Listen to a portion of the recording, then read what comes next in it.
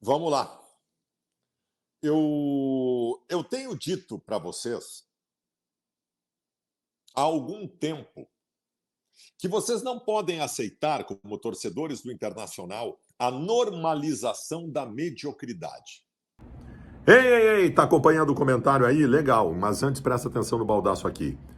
Tu teve uma dívida expressiva, não conseguiu pagar, te atrapalhou e agora tu tá com nome sujo, CPF negativado, CNPJ da tua empresa preso nas instituições de proteção ao crédito, tu tá sem crédito, sem conseguir fazer nada.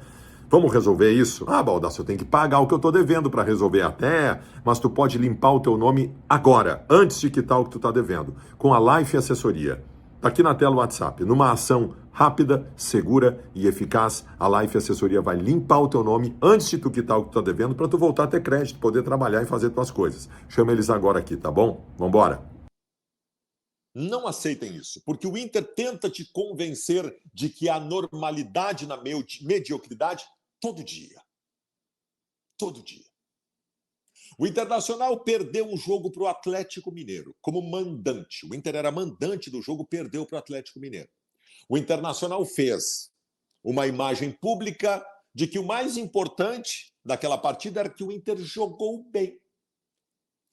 E as pessoas meio que acreditaram nisso. Ah, o Inter jogou bem. O Inter perdeu. O Inter perdeu um jogo que era mandante. O Inter perdeu. Jogar bem é um detalhe. Não interessou jogar bem, perdeu. Aí o Inter joga com o Criciúma. O Inter empata o jogo. O Inter tentou passar uma ideia pública e diga: olha, conseguimos um empate fora de casa. Tropeço. Tropeço. O time que está pensando em ganhar um título vai ganhar do Criciúma com todo o respeito que o Criciúma merece. Tu não pode trocar garrafas numa partida com o Criciúma como fez o Internacional. Eu não ouvi ainda as manifestações do vestiário hoje, mas desculpa, eu já sei o que vai acontecer. O Inter vai considerar o empate de hoje um bom resultado. O Fabrício estava fazendo cera no final do jogo. O Cudê enfiou defensor na segunda metade do segundo tempo. Porque o Internacional considerou o empate no jogo de hoje um bom resultado. O Fluminense tinha 6 pontos na tabela em 13 jogos. O Fluminense está perdendo para todo mundo. Faz 4 dias que esse time do Fluminense tomou um vareio do time do Grêmio, que também é horroroso. Esse Fluminense é um dos piores times da temporada do futebol brasileiro. Lanterna afundado na lanterna. E nós empatamos o jogo, e digo mais, o Fluminense esteve muito mais perto da vitória do que nós na partida. Nós vamos aceitar isso como normal? Se a gente começar a aceitar essas coisas como coisas normais, nós vamos estar aceitando a mediocridade. Desculpem, de mim, isso não vai vir. De mim, isso não vai vir. O empate de hoje é uma vergonha. O empate de hoje é uma vergonha. E eu disse antes do jogo, disse no debate raiz, disse aqui no pré-jogo. É uma vergonha. O time do Fluminense está apanhando todo mundo. O Inter tinha a obrigação de ganhar. O Inter nem se impôs no jogo. O Inter não teve capacidade de se impor em relação ao lanterna do campeonato. E aí nós vamos para as coisas do jogo. Mais do mesmo, tudo mais do mesmo. O Internacional, nós estamos já no segundo semestre, gente. Nós estamos já no segundo semestre. O Inter é um time pobre. O Inter é paupérrimo, taticamente. Eu quero que vocês que estão aí, que assistiram a partida, me identifiquem. Eu não tive esse alcance. Eu não tive essa capacidade. Eu quero que vocês me ajudem a identificar uma jogada que o Inter tem. Me digam. Ó, o Inter tem essa jogada aqui. O Internacional gosta dessa triangulação aqui. O Internacional tem esse movimento aqui ofensivo organizado que é legal, tal. Me digam. Me identifiquem. Não tem nada. O Inter não tem uma ação tática organizada.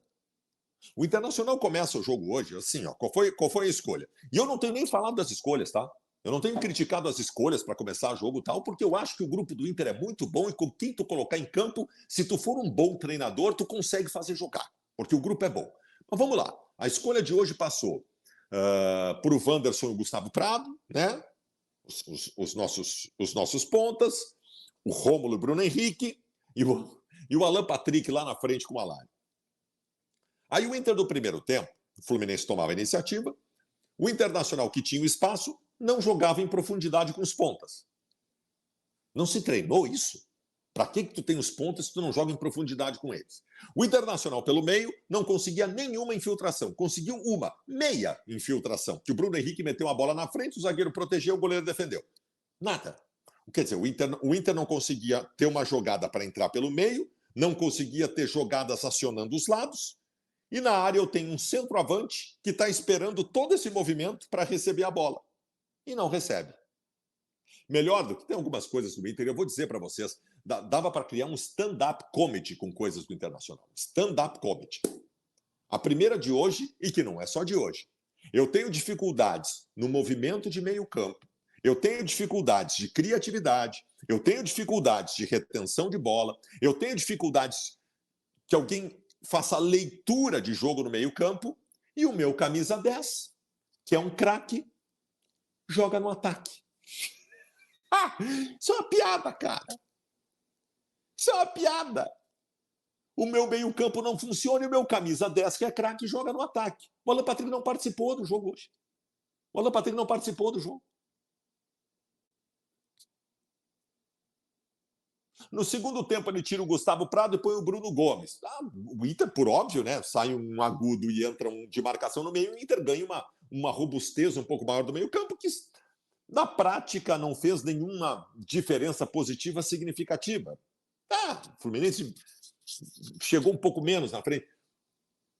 E aí no final, aí começa a gororoba, aí começa a paçoca do desespero, sabe? O ornitorrinco tático, sabe? E inventa um e tira outro e põe mercado cara. Aí o stand-up comedy é o Bernabé que nunca aparece. O Bernabé, coitado, tadinho, cara. Foi para a beira do campo, eu vou entrar, finalmente. E aí cara, eu vou rir para não chorar. Aí o Igor Gomes está machucado. Bernabé, volta pro banco, tem que botar o Hugo Malho aqui. O Inter é um stand-up comedy. É um stand-up comedy. Que de engraçado não tem nada. Nós estamos no segundo semestre. Nós ainda estamos vivos nas 3 competições. Tem Copa do Brasil semana que vem, contra o Juventude. E eu estou muito preocupado com esses confrontos com o que o Inter está jogando. Tem o Rosário Central, na seletiva, lá na repescagem da Sul-Americana. Óbvio que eu estou preocupado jogar com o time argentino lá e aqui. E no Campeonato Brasileiro eu patino. O Inter é um time que patina. O Inter é aquele carro atolado que a roda e fica jogando lama para trás e não sai do lugar. O Inter não sai do lugar, o Inter patina. O Internacional não dá sprint em momento algum. O Internacional continua sendo um time pobre, praticamente. Pobre. Um time sem soluções. E a culpa é de quem? De quem é a culpa? O grupo de jogadores do Internacional custou 100 milhões de reais. Eu tenho titulares e reservas de qualidade em todo o grupo. Desculpa, eu tenho titulares e reservas de qualidade. Vocês não me viram em nenhum momento reclamando de qualidade de grupo dos jogadores do Inter, mesmo com 8 desfalques. O time que estava em campo hoje, se fosse bem treinado, ganhava desse Fluminense. Porque tinha jogadores muito bons dentro de campo hoje. Ou eu vou achar que tem o Alan Patrick, o Alário, o Bruno Henrique. O time é bom. Em nomes é bom. Como vai ser qualquer um que o Inter colocar, porque o Inter formou um grande grupo para essa temporada. Só que não funciona. Só que não funciona. Nós estamos já no segundo semestre e o Inter patina. E tenta normalizar o não sair do lugar. O Inter não sai do lugar. O Inter continua sendo o mais do mesmo. Tudo que eu estou dizendo aqui sobre o funcionamento do time do Inter, eu estava dizendo há 3 meses. E não tem desculpa. Não tem desculpa dos desfalques, não tem desculpa da tragédia no Rio Grande do Sul por não ter o Beira-Rio. O Brito me perguntou, o Inter não teve o Beira-Rio. Para! Os problemas que o Inter está apresentando agora, apresentava quando tinha o Beira-Rio lá atrás. Tem nada a ver com não ter o Beira-Rio.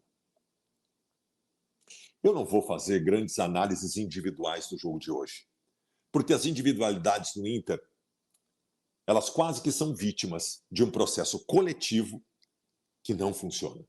O Inter não tem uma jogada, o Inter não tem mecânica de jogo, o Inter taticamente é um time pobre. Pobre. E se isso não mudar, a gente vai caindo que nem dominó em todas as competições. Como vai mudar? O treinador não vai ser demitido. Como é que a gente vai buscar esperança? Essa resposta eu não tenho.